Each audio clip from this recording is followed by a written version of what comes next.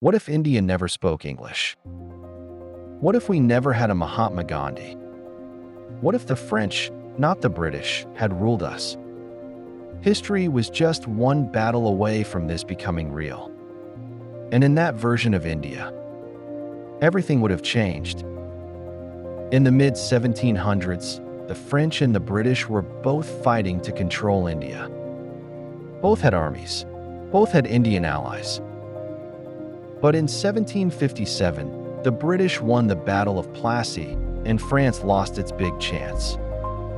But imagine this. What if the French had won that day?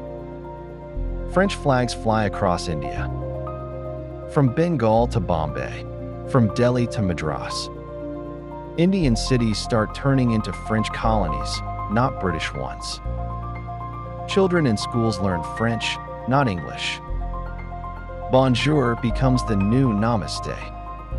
And our laws, schools, and even taxes follow French systems. But now comes the big question.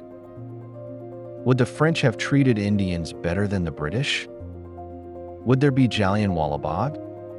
Would they have starved millions in Bengal? Colonizers, British or French, came for profit. They came to take, not to give. So yes, there may still have been atrocities. But maybe fewer than the British. The French were known to mix more with local cultures.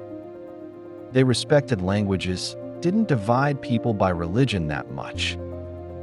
So maybe, just maybe, India could have suffered less pain. But here's the real twist.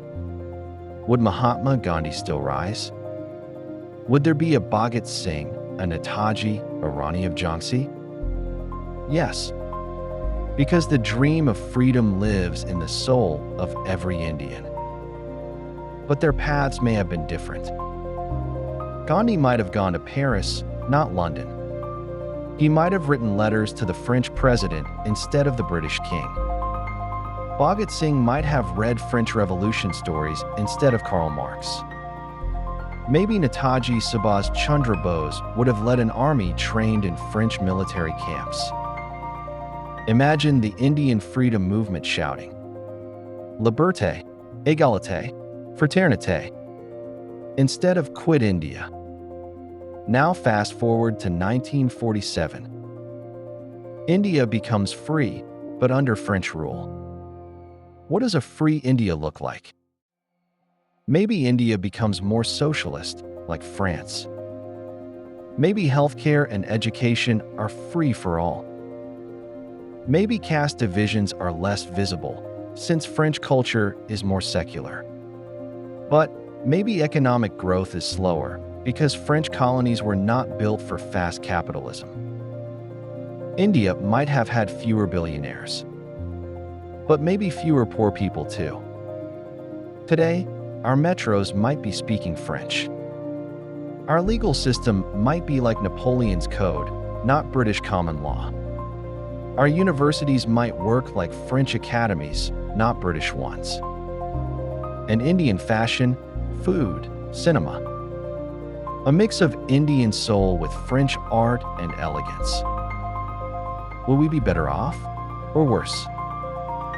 That depends on one thing. How we would have fought for our freedom. History chose Britain, but it almost chose France. We cannot change the past, but we can imagine it.